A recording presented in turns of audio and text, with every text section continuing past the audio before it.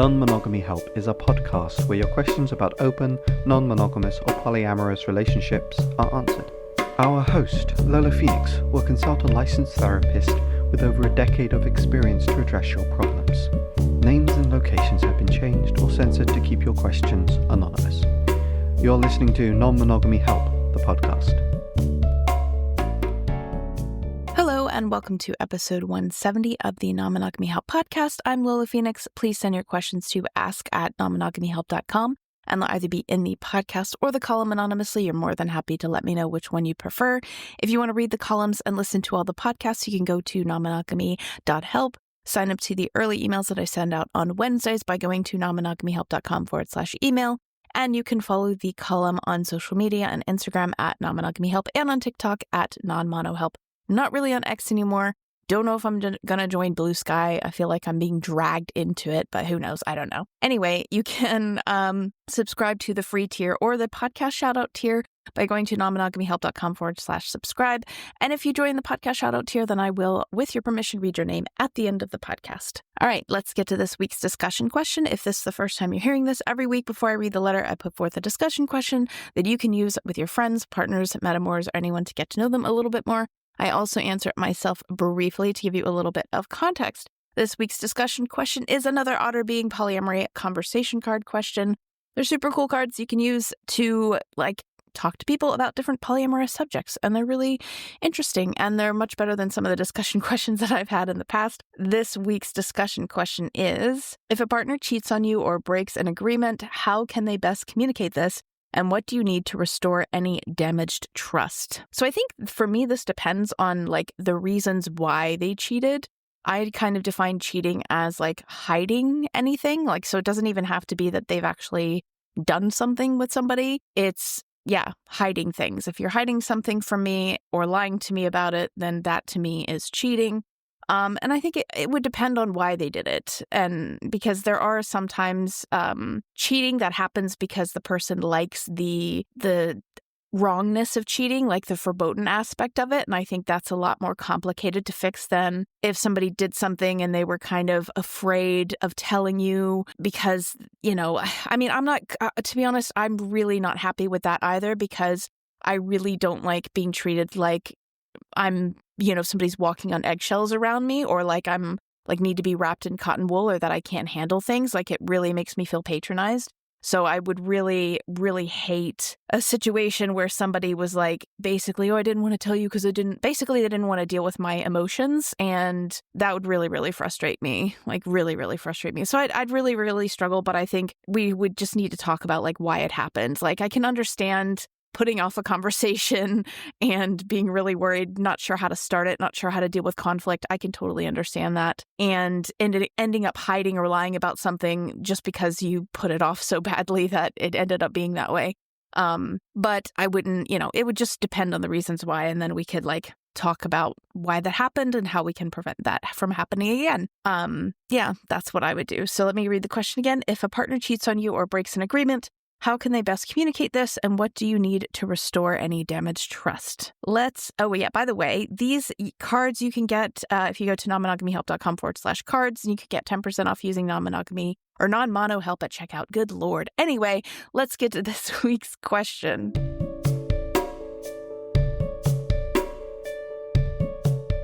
I'm female, still fairly new to non-monogamy. I've developed feelings for someone that I met about 4 months ago, and they know that I'm polyam.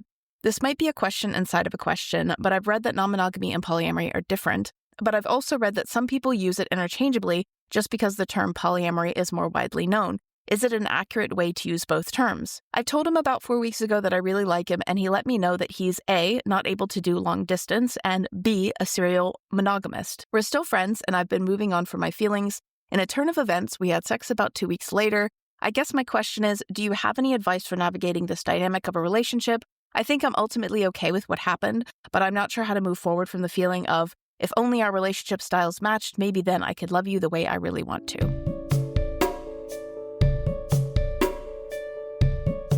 Before we get to this week's answer, I want to quickly remind you of this episode's sponsor, BetterHelp.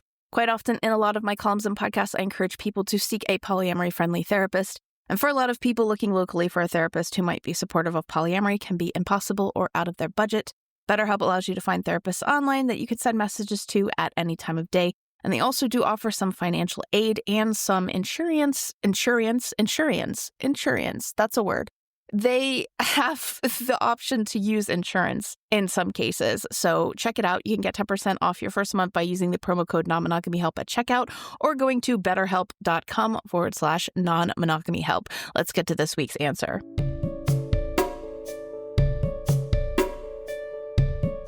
So firstly, non-monogamy is the umbrella that polyamory is under. Non-monogamy refers to any relationship style which is not monogamous, essentially. And that covers a wide array of things which are not polyamory. So that covers swinging, couples who are generally romantically monogamous with each other, but are sexually active with other people outside of their coupledom. That covers open relationships, which aren't always necessarily polyamorous. That also covers don't ask, don't tell, which some people definitely do not consider polyamory to encompass don't ask, don't tell.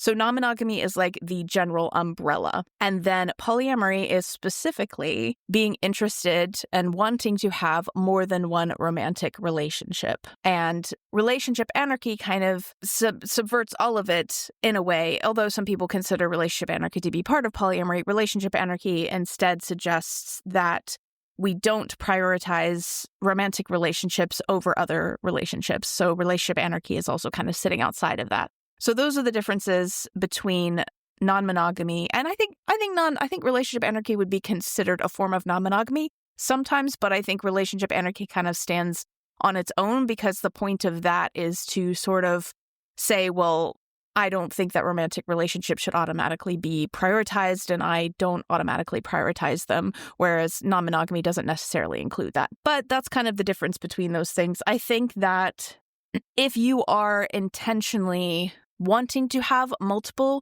romantic relationships, then you can call yourself polyamorous. I mean, I'm not the boss of who calls himself polyamorous or not, but I think that it's perfectly possible for people who describe themselves as polyamorous to also be open to other forms of relationships. Like there might be a polyamorous person who dates someone who is a swinger, and they still consider themselves polyamorous, but they have a relationship with somebody who, it's just but it's a sexual relationship, and the other person considers themselves to be romantically monogamous to someone else. So you can describe how you want to do things. I think if you want to use the word polyamory, I would advise you doing that if you have an intention of having multiple romantic relationships in your life and not being romantically monogamous to one person. That's where I would use it. I use them sometimes interchangeably.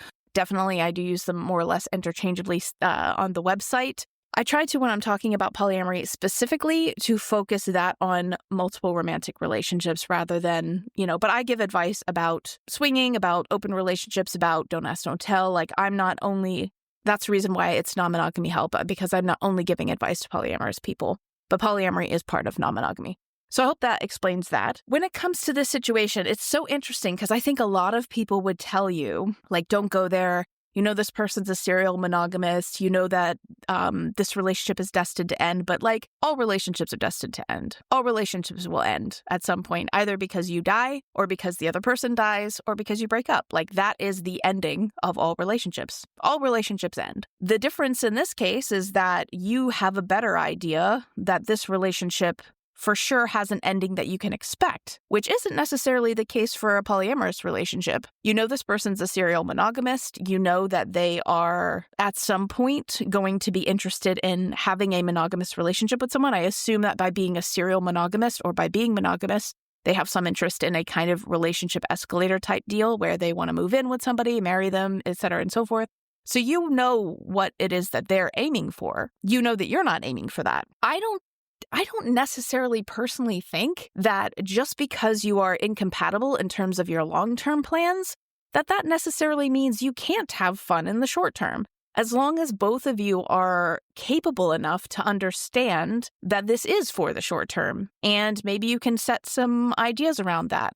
Maybe you're fine having sex. I don't know if I agree with your summation of if only our relationship styles match, then maybe I could love you the way I really want to. So yeah, if the way you really want to love this person is to have this as a long-term romantic relationship, and to have other long-term romantic relationships, yeah, that's not going to work. But you can still have feelings for this person, and you can still have fun with this person, and you can still enjoy the relationship for what it is, knowing that it will end, as all relationships end. And, I don't know. I personally feel like, you know what? Life is short, and yeah, it might hurt. It might hurt at some point. You can look down the line and say, you might catch feelings, whatever. You might already have feelings. I don't think that you can necessarily fully control that, but you might have feelings. And when this guy decides, oh, I'm going to settle down with this other person, bye. And maybe if he's like the traditional monogamist, he's not going to be able to be friends with you, or if he's friends with you, because it's like, that's the way kind of, I assume this is cis-het situation is like, you can't be friends with someone,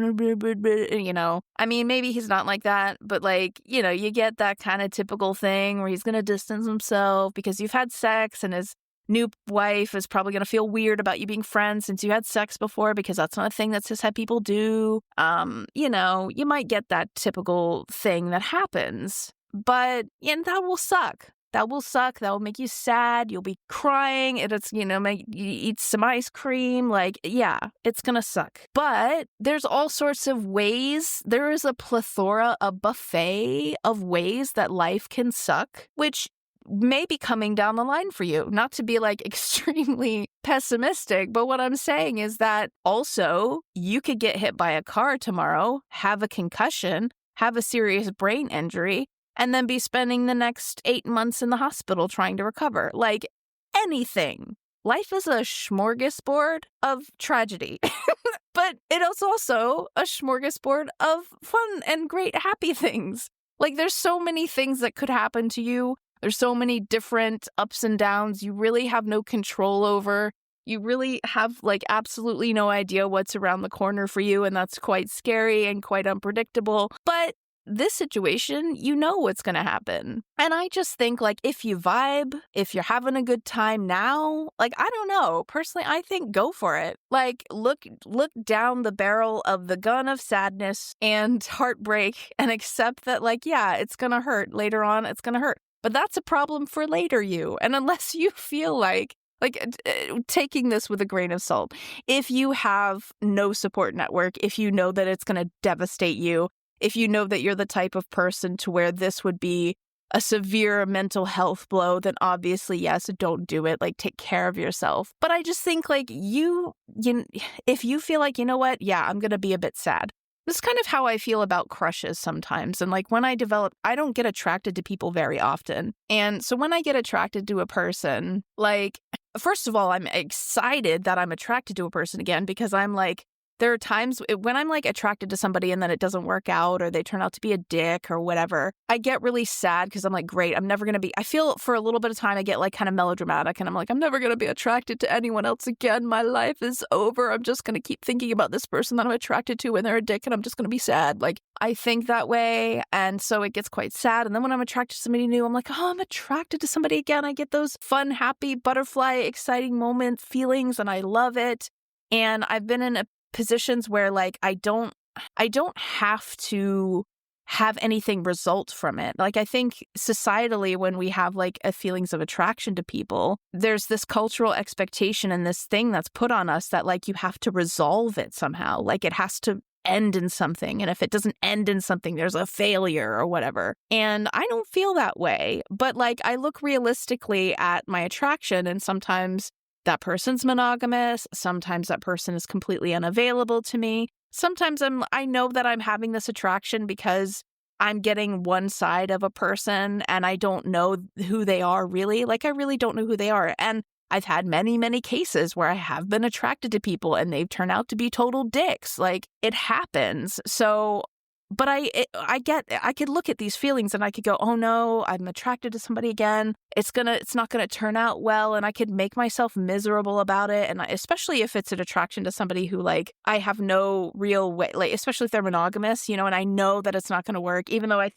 sometimes I think if they did like me back and like it was, magically it worked out, I would be like, yeah, I'll do monogamy because I like you. Like so stupid. But I could look at that and I could be doom about it. And I could be like, oh, it's never going to, I know how it's going to end, more or less. It's probably not going to work out. But I enjoy it. In the moment when I have these feelings, they're fun, they're happy, they bring me joy. You fucking only live once. God damn. Like, why do I have to be, why does everything have to quote unquote work out for it to be worth it?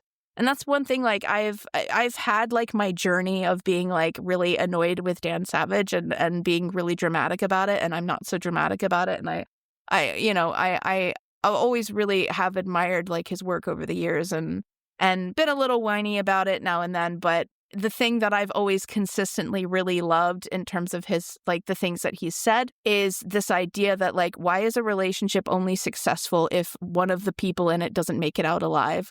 Like, why is it that we only define relationship success? And this is like totally a carryover from monogamy or monocentric societies that polyamorous people seem to super adopt. And it drives me absolutely nuts. Like, why is a relationship, like, is it only successful if one of the people doesn't make it out alive? Like, why? Why are short-term relationships bad? Why is a relationship with an expiry date bad? Like, yes, when things end, it's sad and it sucks and we cry but like, when you get a pet that pet's going to die, that like, unless you get like a parrot and you're 50 and that parrot's going to live like 30 more years and you think, well, I might not live 30 more years. That pet's going to die. That relationship will end. That ending is going to fucking suck. And yet you still get a pet. Because the life that you have with that pet is worth the sad parts. Like, why can't we have that same perception of short-term relationships? Why does it always have to be that it has to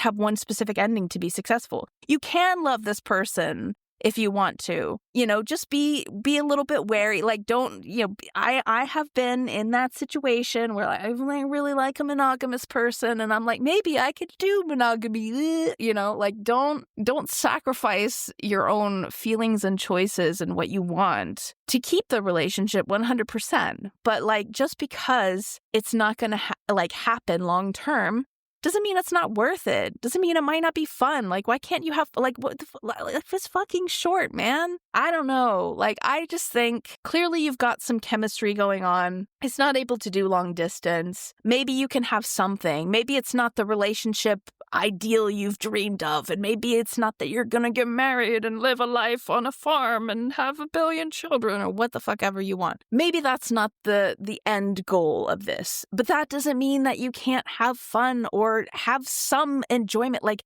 whatever you can you be a flexible person and see what this dynamic yields?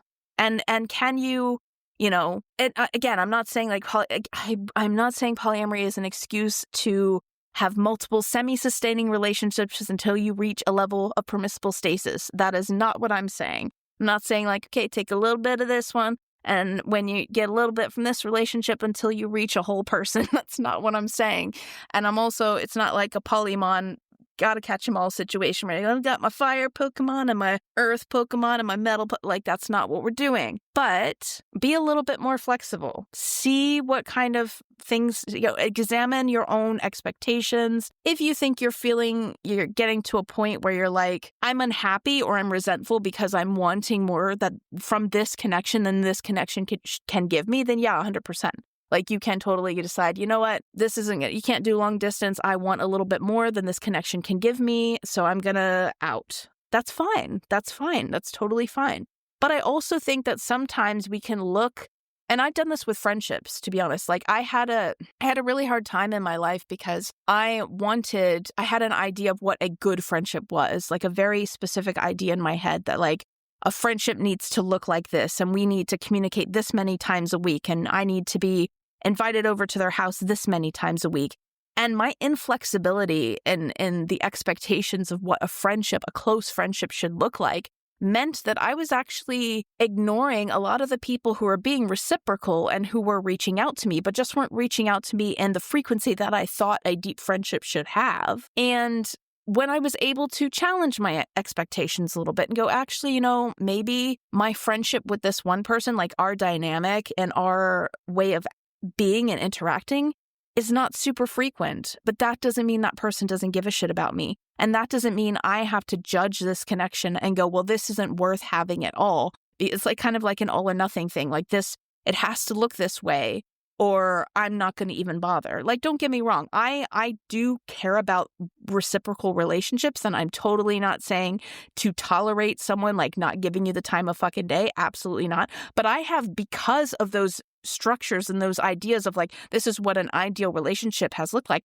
I've stayed in non-reciprocal relationships, friendships or otherwise, because I believed that because everything else looked close and matched that definition, that we were close, even though consistently they weren't showing up for me. So I think like it's worth thinking about that. Like, what are your expectations? Are your expectations so rigid that you're not able to work with other people's capabilities, other people's schedules, other people's availabilities? Are you closing yourself off to other relationships and other ways that those relationships could flourish or manifest because you are deciding that a successful, close relationship looks this one way, and if it doesn't look that one way, then it's not successful or it's not a close relationship? Because because I've done that, and because I've been like, okay, let me redefine what this means and let me think about how I look at this. And there are friends that I have, and they, they check in with me and they talk to me and they reach out to me. Yeah, maybe it doesn't look exactly the way that I would ideally like to have this relationship. Like maybe we don't have a scheduled call every week. I love that. I have friends who I have a scheduled call every week. I love me a scheduled regular event. Give me a ritual. I'm autistic. I'm happy. Some people just aren't that way. And for a long time, I've been like, well, if somebody can't, you get that attitude, and especially on social media, it's like if they wanted to, they would. And you get this kind of attitude that's sort of like, well, if people don't meet your exact specifications of every single thing you want, then they clearly don't care about you. And that's just not true. And so readjusting those expectations, I allowed myself to be like, let me see if people are reciprocal. Let me see if they reach out. Let me see if they make an effort. And then let me see if I can work with that. Because I've almost lost, like I had a very, very dear friend, and I had a situation where I lost, one of the worst breakups in my life was actually a friendship breakup, not a romantic breakup. It was a devastating friendship breakup. Devastating. Me and this person, I thought we would be friends forever. And literally, I could have never had another romantic relationship in my life and just been friends with this person and been happy as fuck. I felt so close to this person. We were on a train once, and we were just talking to each other, and somebody, before they got off the train, it's the best, like, most nice compliment that I've ever gotten from a stranger, said to us both, like, you guys sound like really awesome friends, and I hope you stay friends forever. Like, I loved this person with all of my heart, and we had a friendship breakup. It was devastating. It was really, really hard. And so mentally, I was like, okay, I need a new replacement for this person. And I decided, without consulting anybody, that this other friend that I had was going to be the replacement for this best friend. And I set expectations in my mind of how frequently I wanted this person to communicate with me, how close I wanted to feel to them. Like I wanted basically to do the exact same things that I did with this other friend with my new, now nominated best friend, right? Like I basically just was like, okay, best friend gone. Now you are the new best friend. And I never consulted them about it. I never, but I built a lot of resentment. What ended up happening was I actually moved to be closer to this person. And I'd been friends with them for a long time. We were really good friends. But I had decided that our friendship was now I escalated our friendship relationship without even consulting them. And I moved closer to them and I decided, okay, we're going to be new best friends. And when that didn't happen, when I was reaching out and I was asking for more of their time and they couldn't give it to me, resentment grew. I grew a lot of frustration, a lot of anger. I assumed that they didn't care about me, that they didn't want me in their life, that they cared more about. I got really intensely jealous about, like, I think they had family visit and they introduced their family to these other friends that they had. And I was so fucking jealous. I was like, I'm not important enough to meet your family. Like all of this stuff just kind of just fucking marinated and congealed and rotted in my brain. And I grew very, very angry with them to the point where I stopped talking to them. I got pissed off. I got angry after another time of like them not being able to meet up or them rescheduling on me. I got pissed off. We didn't talk for like 2 years, 3 years maybe, 2 or 3 years, can't remember. But we didn't talk for a long ass time. I didn't properly confront them about it. It was also a time when I was like, I'm not good at confrontation. I'm good at completely cutting people out, but I'm not good at healthy confrontation. I'm not good at bringing up issues and resolving them. So that was a train wreck. And I almost lost this friend. We ended up later on connecting, and I kind of explained like, dude, I totally just made you my bestest mensch in my head, and never consulted you about it, and never talked to you about it, and never expressed it. I just had all these expectations, and I never communicated any of that to you. And then I got mad at you when you couldn't meet those expectations and just assumed you didn't care. And I had to apologize for it because that was a dickheaded thing to do. And it was the wrong thing to do. And I almost completely blew up our entire friendship because of the expectations that I had of it. And what I learned from that is that, okay, I want reciprocal relationships. That's very, very important to me. I've had a lot of relationships that are not reciprocal. I grew up in a lot of neglect. And so I'm kind of used to people neglecting me. And it takes me a while to even notice it sometimes. So I've kind of, sometimes when you recover from something, the pendulum kind of overcorrect yourself. And so you're like, no, I won't tolerate anything but everyone speaking to me every week. It's like you overcorrect a little bit, and I overcorrected.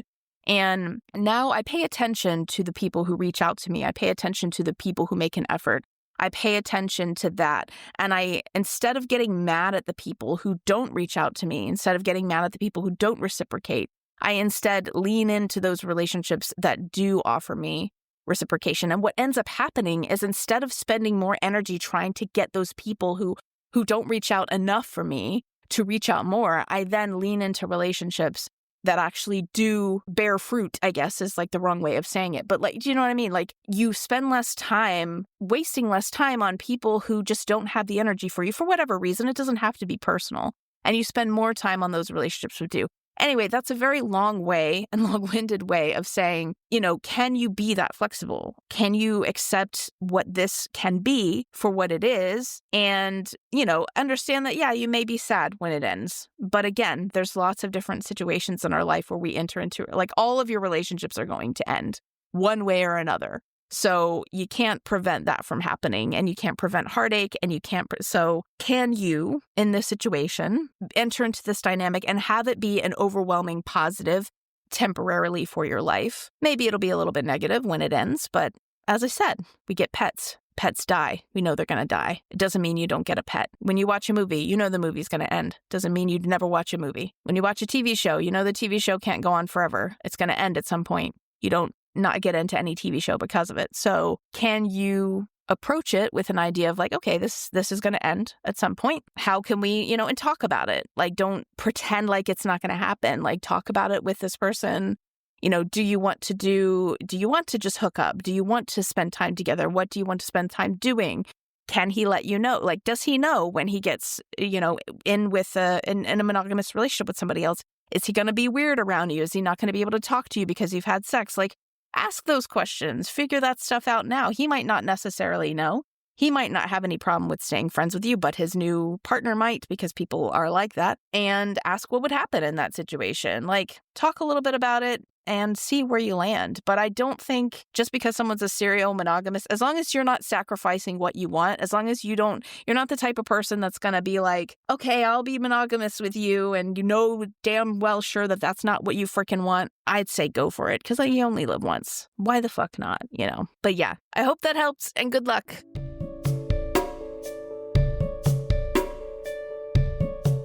Thank you for listening to episode 170 of Non-Monogamy Help. If you want to be awesome, you can sign up on the website to support me by going to nonmonogamyhelp.com/subscribe. And you can sign up to the podcast shout-out support tier. And if you say that you want to, I'm not going to read your name if you don't want me to read your name. You can support in a bigger way without me reading your name if that's not something you want. Some people don't want that, and that's absolutely fine.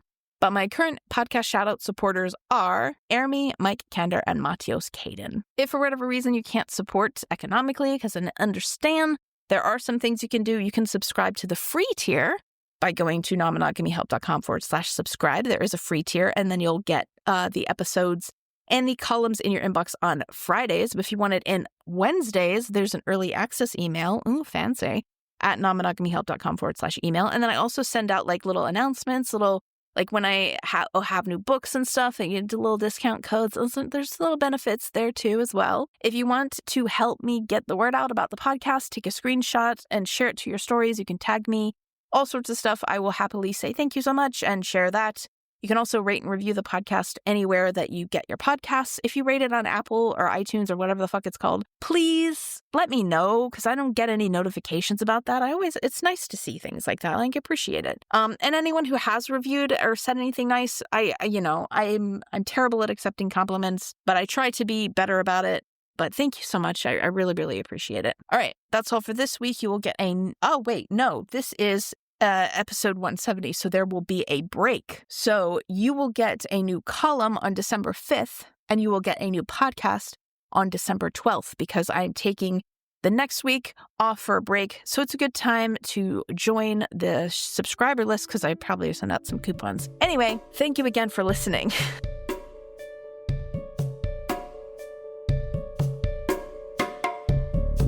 You've been listening to Non-Monogamy Help. The music was done by Chris Albury Jones at albury-jones.com. Thank you for listening.